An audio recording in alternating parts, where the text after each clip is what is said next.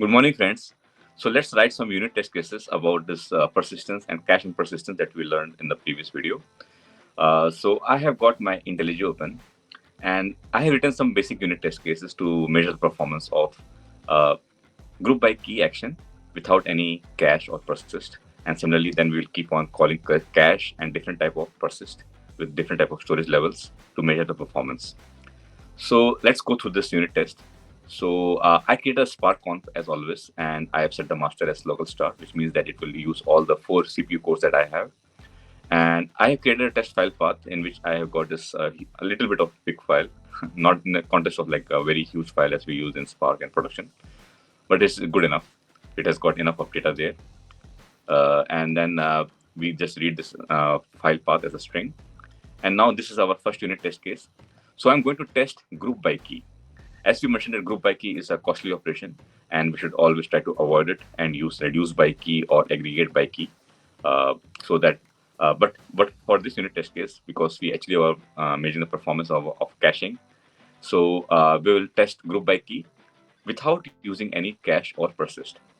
So, so I'm not going to call any cache or persist method explicitly. I will just use the default behavior.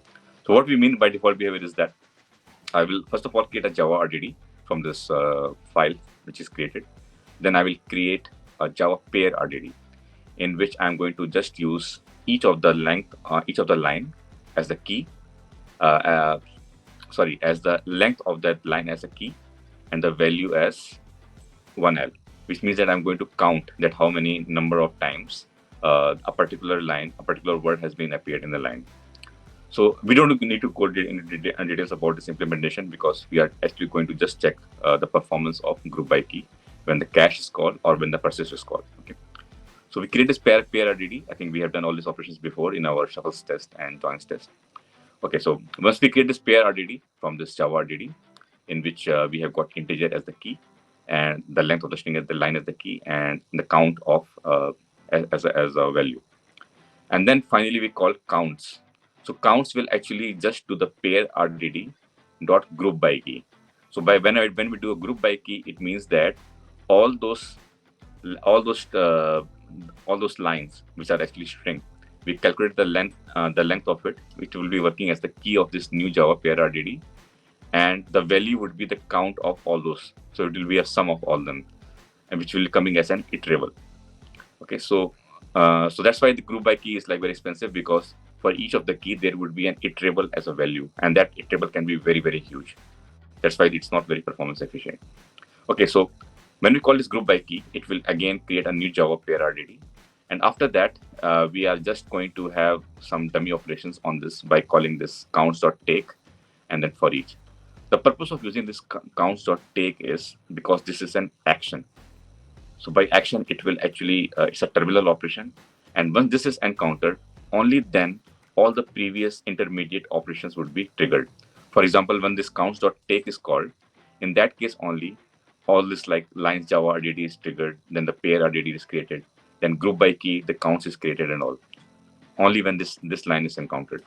And finally, I call one more action operation, which is pair RDD.count. And the pair RDD was created before.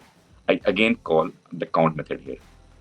So these are the two terminal operations or the actions which triggers all the previous intermediate operations.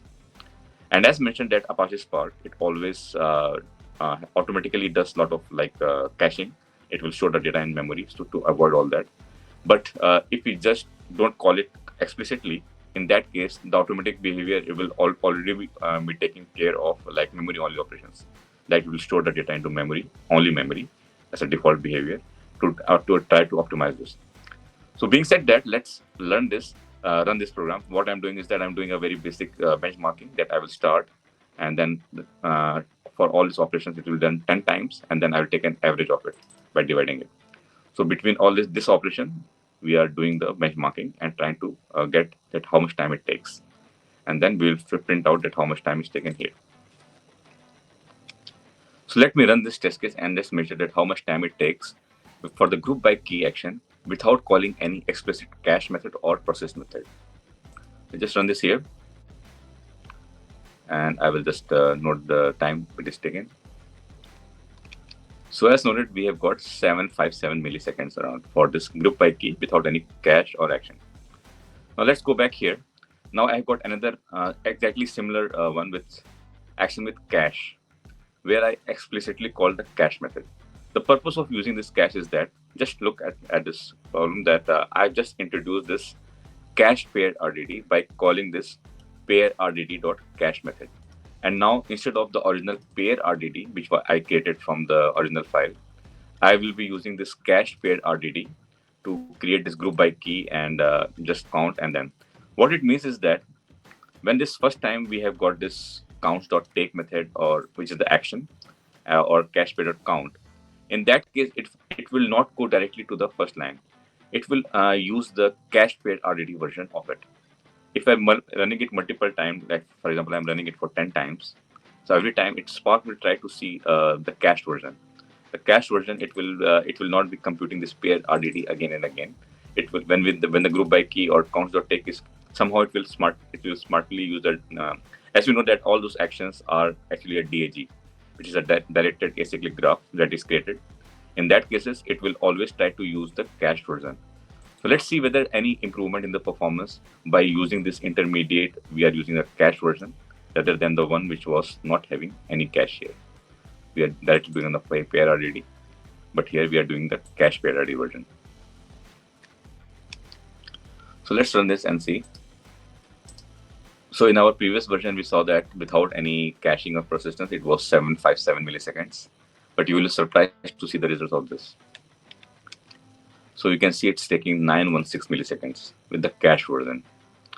So it's quite surprising result, right? Because previous without any cache, explicit cache, it was using 757 milliseconds. Now it is using around 200 milliseconds extra. The reason is that because here we are trying to call explicitly cached paired version.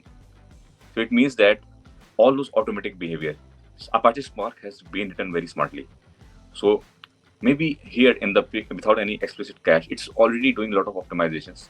It is trying to use a cache version here. It is trying to store the memory here. And also our data size is very, very small.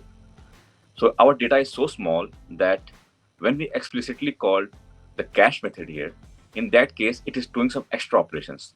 The operations which are not required, so this is an overhead operation, which is actually causing that extra 200 milliseconds of latency. Because for this small data, it's not Java. The Spark automatic behavior of this APIs is smart enough to optimize it in the best way. When we explicitly do this as a developer, when we call this cache, maybe that is actually interrupting with that smart behavior.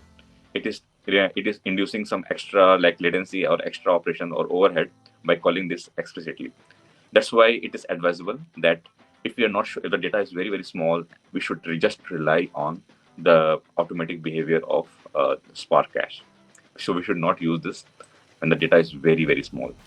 The only use case is that if the data is in petabytes, terabytes, very, very huge, only in that case we have to do some experimentations, do some benchmarking to guess that whether we should use memory and disk or whether you should use memory and disk serialization version, as we discussed before.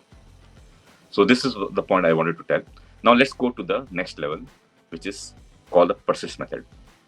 With the persist method, as we mentioned, that we have an opportunity to like use various other storage levels possible. We can customize it completely. So let's go through it. So I've created a parameterized test because the storage levels are like more than I think 10 or 11, and then we have got another parameter which I will discuss very soon. So we are getting this method source as get storage level. Okay. So here again everything is same, but here what I'm doing is that similar to previous version, I'm going to use the persisted pair of RDD, and I will call this persist based on the storage level which is being passed. The rest everything is exactly same. We do the counts and counts.take on this persisted pair RDD. Now let's go to our storage level method. So here, as I can see that I have used all the possible API methods: memory only, memory and disk, memory only serialization and all. So as we discussed that memory only is the default behavior, memory and disk is that memory plus disk, whatever extra data is there, it will store in the disk. Similarly, we want to use the compacted version, the serialized version into the memory, or so for that we can use this SER version. Also, we can see that there is disk only, off heap, none and none. None means that no persistence at all. And off heap is that, as you mentioned, that it will be outside the heap, which is without any garbage collection. And similarly, we have got the other version where it will be using two partitions uh, in each partition of like two cluster nodes. Similarly, for disk only 2 and disk only 3. So if I run this, it would be again having a different behavior. So let me run this now and show that what's going on. Just trigger this. It will take some time. Now I completed my parameterized test. As you can see that we have got memory only, memory and disk and all. So as discussed that if we are using the default memory only and all, and memory only 2, we can see that here we are using 2 replicas. So it means that there are 2 replicas which are being used for redundant purpose. Now let's go to the complete results, right? So here, if I just expand it a bit, so persisted memory only takes again 829 milliseconds. As we discussed that now we are interrupting with the default behavior, the same as cache. So this is having around 800 to 900 milliseconds, which is much more. When I use memory and disk, even for the small data, it's like much improved. Now they have got different like heuristics here, different results here. Memory only serialization, where we only like serialize the data and store in memory. It is taking even less time, 259. And memory and disk again is taking 191. So if we go on, we found that the none is very interesting, that it is taking the least time when we don't do any persistence at all, not even in the memory. So this is quite surprising, but it's fine because we are having very small data. That in the file that in the context of big data, this very small data. So any type of persistence is useless, and that's why it is like it removes all those overhead of storing or persisting it. That's why it's the fastest one. So that's the purpose of none. One thing we can learn is that if the data is very small, in some gigabytes, like in less than 5 gigabytes, in that case, better to use no persistence at all. We can do this by calling the storage level dot none. Now other things are like quite explanatory itself. If you're just using like disk only 2, disk only 3, because of the partitions level involved, so that's why it's like variable behavior. So the moral of the story is that if we are having less data, so try to avoid any type of persistence. Try to call any type of cache or anything. As we have seen that none is performing the best when the data is less than 5 GB, 10 GB. Only use this persist method with storage level as memory and disk serialized version when the data is very huge in terabytes, petabytes, zettabytes. Only in those cases use this. Otherwise, leave the default behavior of Apache Spark. Or if the data is very small, in that case, just use storage level dot none. So this was about all this test cases that we have done. In the next video, we'll do the same benchmarking using JMH, because somehow when I run this test case here, it is also involves a lot of like JVM warm up, heat up, and also that's we need to like do a lot of warm ups and iterations before we can get the correct benchmarking results for each of these operations. So in the next video, we'll do that. So see you all in the next video.